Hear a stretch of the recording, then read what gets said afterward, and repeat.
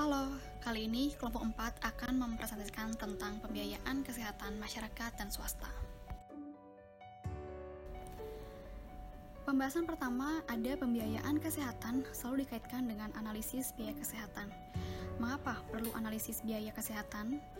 Analisis biaya diperlukan untuk menghitung yang pertama untuk penganggaran, yaitu alokasi program kesehatan, yang kedua untuk pentarifan, yaitu penentuan tarif di rumah sakit, dan yang ketiga pendanaan, mobilisasi sumber dana, pusat, daerah, pinjaman, hibah, dan lain-lain, atau mobilisasi dana.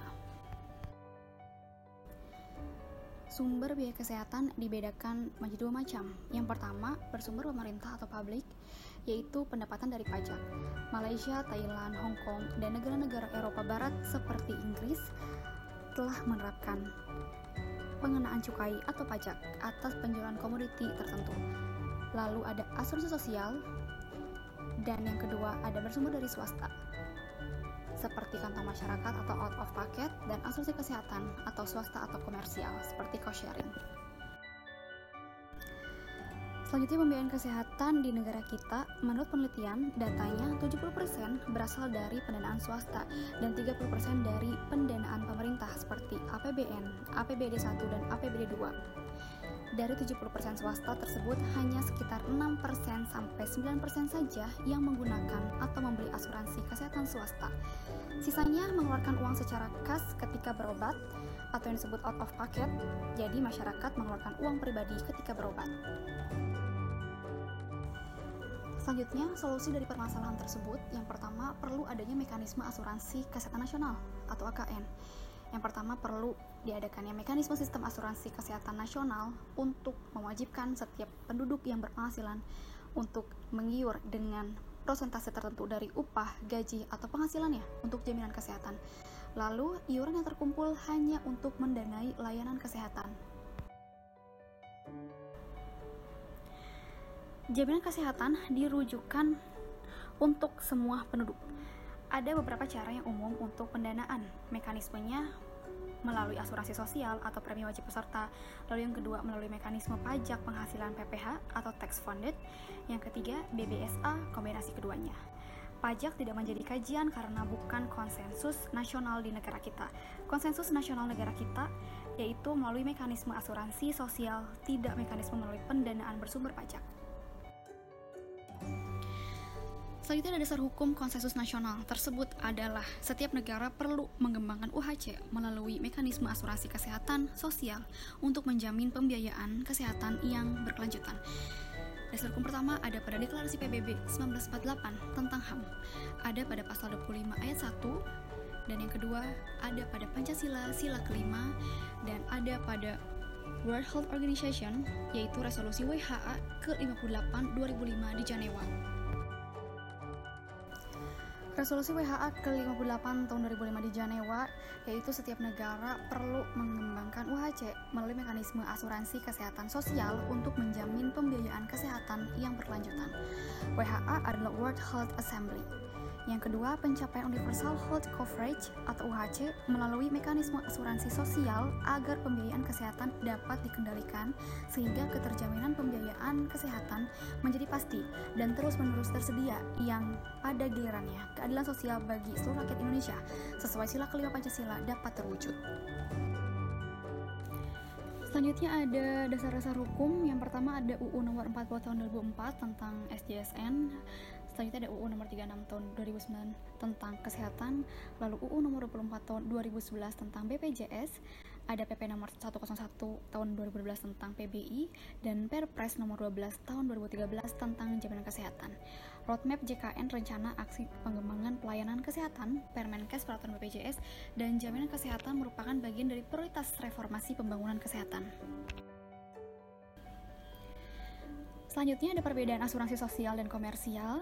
Jika di asuransi sosial, kepesertaannya wajib bagi seluruh 100% penduduk dan non-profit dan ada manfaat komprehensif. Jika asuransi komersial, kepesertaan sukarela, profit, dan manfaat sesuai dengan premi yang dibayarkan. Perbedaan mendasar asuransi sosial dengan asuransi komersial dapat dilihat dari 3 hal, yaitu kepesertaan asuransi sosial bersifat wajib bagi seluruh penduduk, sedangkan asuransi komersial bersifat sukarela.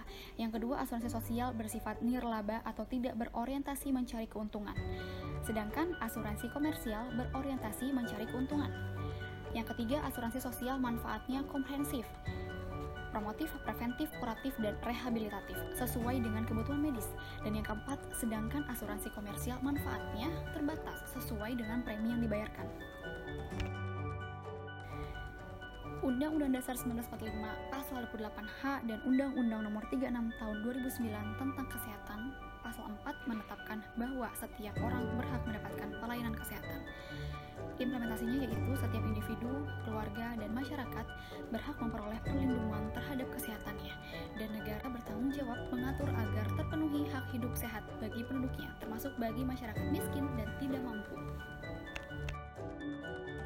Realitasnya, derajat kesehatan masyarakat miskin masih rendah. Ini dibuktikan dengan angka kematian bayi pada kelompok masyarakat miskin. Masyarakat miskin biasanya rentan terhadap penyakit dan juga mudah terjadi penularan penyakit.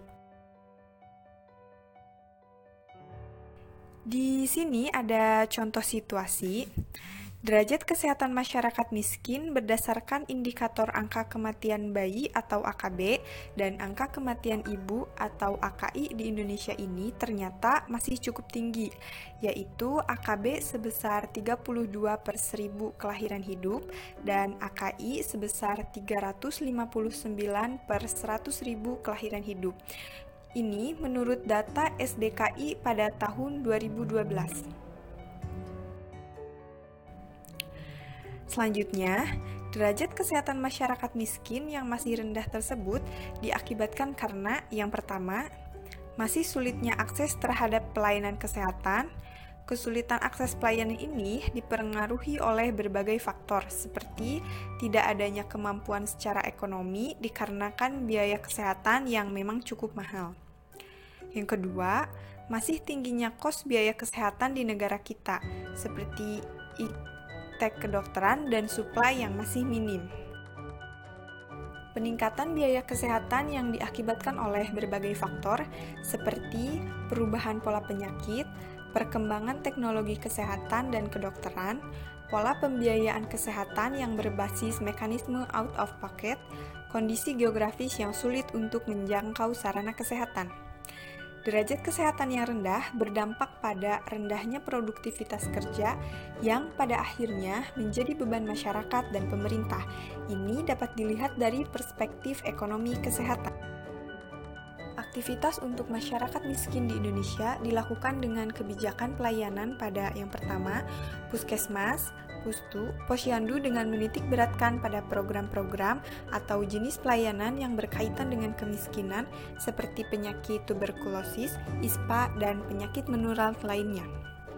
Yang kedua, penempatan dokter, terutama dokter spesialis dan bidan di desa untuk di daerah terpencil atau pelosok. Yang ketiga, imunisasi gratis. Yang keempat, program peningkatan hygiene dan sanitasi. Dan yang kelima, penyuluhan kesehatan dan lain-lain. Indonesia termasuk masih kurang dalam pembiayaan pelayanan kesehatan dibandingkan dengan banyak negara berkembang lainnya yang sama income per kapitanya. Sehingga dalam implementasinya, terutama pada masyarakat miskin, kurang mengenai sasaran. Di slide selanjutnya ada jenis pembiayaan pada masyarakat miskin. Yang pertama ada tax-based financing. Kelebihannya yaitu menggunakan alat transaksi yang jelas. Jelas di sini adalah jelas dalam menghitung pendapatan pajak. Dan juga merupakan peraturan pajak yang dibuat secara tertulis dalam undang-undang.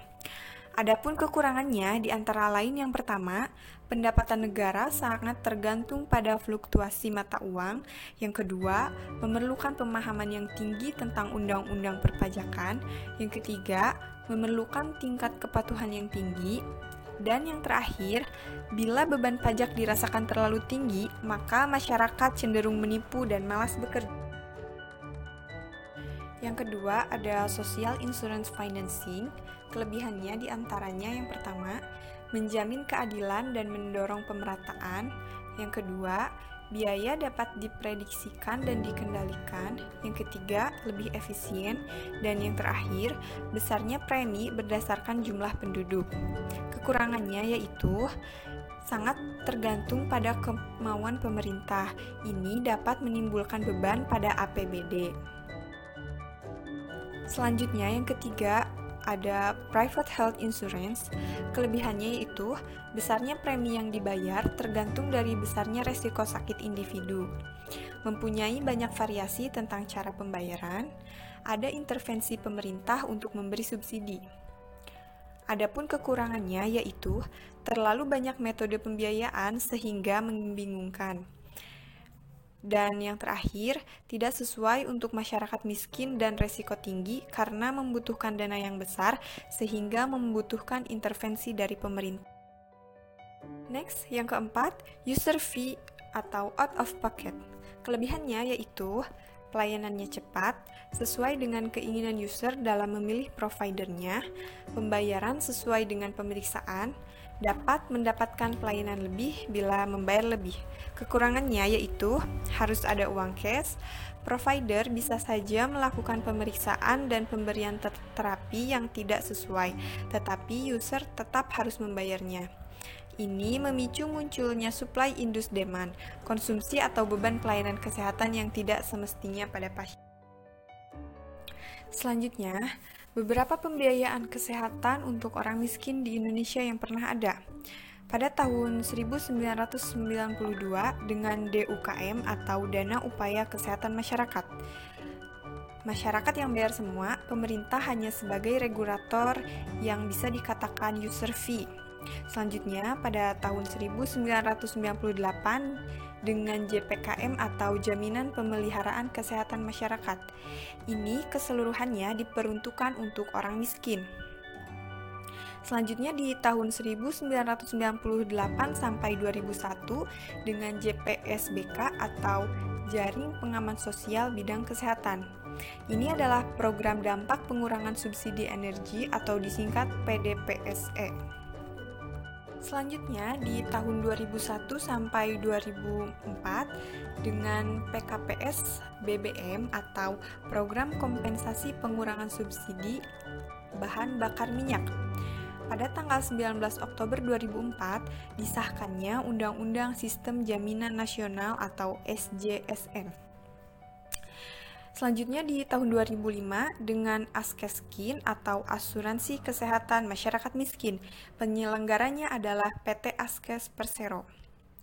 Di tahun 2008 dengan Jamkesmas atau yang sering kita kenal Jaminan Pelayanan Kesehatan Masyarakat. Ini dengan sistem menyeluruh dan komprehensif dan disertai prinsip probabilitas dan ekuitas dan pengolahan secara transparan dan akuntabel. Di tahun 2004 dengan program JKN atau Jaminan Pelayanan Kesehatan untuk Masyarakat. JKN ini kepesertaannya wajib beserta BPI dan non-BPI, pendanaannya dengan poli. Selanjutnya ada problem atau masalah pembiayaan kesehatan pada masyarakat miskin, yaitu meningkatnya biaya pemeliharaan kesehatan. Ini dapat menyulitkan akses masyarakat terhadap pelayanan kesehatan yang dibutuhkannya. Kenaikan biaya kesehatan terjadi, penerapan teknologi canggih, karakter supply industri demand dalam pelayanan kesehatan, pola pembayaran tunai langsung ke pemberi pelayanan kesehatan, pola penyakit kronik dan degeneratif, serta terjadinya inflasi. Sekian presentasi dari kelompok kami. Mohon maaf bila banyak kesalahan karena kami masih dalam proses pembelajaran. Cukup sekian dan terima kasih. Dadah semuanya. Bye.